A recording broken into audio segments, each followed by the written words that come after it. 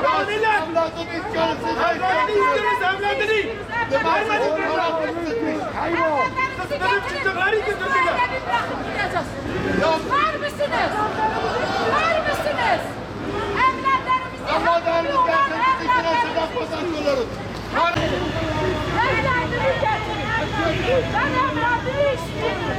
Ben sizden bir şey istemiyorum. Kardeşler biz evlatlarımızı istiyoruz. Partisinin önündeler. Gözü yaşlı annelerimiz burada PKK terör örgütüne karşı bir duruş sergileyip evlatlarını evlerine dönmeye davet ediyorlar. Bu çağrı Türkiye tarihinde önemli ve bir o kadar da değerli bir duruştur. Biz Vanlı gazeteciler onlarca yıldır örgüt eliyle bölgede yaşatılan acılara, kayıplara, gözyaşlarına şahitlik ettik. Her bir ölüm ailenin yüreğine bir kor düşürürken bu toprakları da bir acı coğrafyasına dönüştürdü. Terör yüzünden bu topraklarda çok gözyaşı döküldü ve çok büyük kayıplar verildi.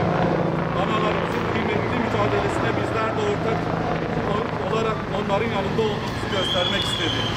Devletimizin terör örgütüyle ilgili kararlılıkla mücadele ettiği bu süreçte bugün annelerimizin yanında olduğumuzu, artık çocuklar daha değil okula gitmesi gerektiğini belirtmek, haklı mücadelelerin yanında olduğumuzu göstermek için annelerimizi